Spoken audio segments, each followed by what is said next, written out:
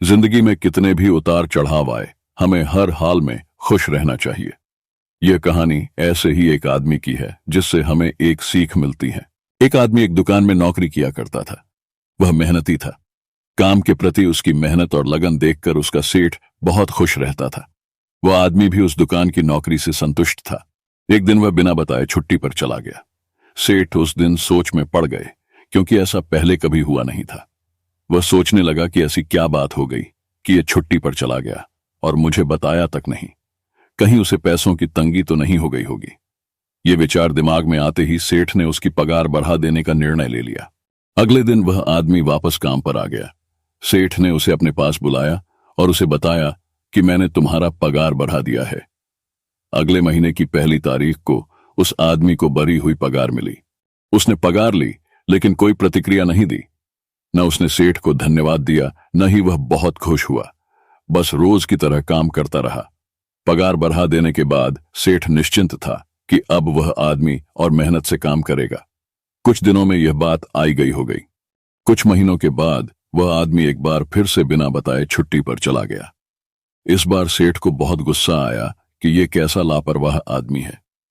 एक तो मैंने इसकी पगार बढ़ा दी, उसके बाद भी इसे जिम्मेदारी का एहसास नहीं है। फिर से बिना मुझे बताए इसने छुट्टी मार ली।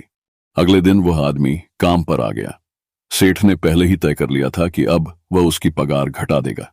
उसने उसे बुलाकर बता दिया कि अगले महीने से उसे वही पगार मिलेगी जो उसे पहले मिलती थी। अगले महीने उस आदमी को घटी हुई पगार मिली, लेकिन इस बार भी उसने कोई प्रतिक्रिया नहीं दी। वह दुखी नहीं हुआ, बस अपने काम में लगा रहा। यह देख सेठ हैरान हो गया। उसने उसे बुलाकर पूछा, क्या बात है? जब मैंने तुम्हारी पगार बढ़ा दी तब तुम खुश नहीं हुए, और अब जब मैंने तुम्हारी पगार घटा दी तब तुम दुखी भी नहीं हुए। आखिर बात क्या है? आदमी बोला, सेठ जी, जब मैं पहली बार काम पर नहीं आया था, उस दिन मेरे बेटे का जन्म हुआ था। उस समय जब आपने मेरी पगार बढ़ाई तो मैंने सोचा कि जो अतिरिक्त पैसा मुझे मिला है वो उस बच्चे के हिस्से का है, इसलिए मैं ज्यादा खुश नहीं हुआ। जब मैं दूसरी बार काम पर नहीं आया तब मेरी माँ का देहांत हो गया था। उस समय जब आपने मेरी पगार घटा दी तो मैंने सोचा कि मेरी माँ अपना हिस्सा लेकर चली गई है, इसलिए पैसे घटने पर मैं दुखी और परेशान नहीं हुआ। यह बात सुनकर सेठ बहुत खुश हुआ और उसने उस आदमी को गले से लगा लिया। इस कहानी से हमें यह सीख मिलती है कि जिंदगी कभी एक सी नहीं रहती। उतार चढ़ाव तो जिंदगी का हिस्सा है। जब तक जिंदगी है, अच्छा वक्त भी आएगा और बुरा वक्त भी। इसलिए वक्त चाहे जैसा भी हो, उसे पार कर लें। जिंदगी के दबाव में आना बंद कर हर हाल में खुश रहना सीखें।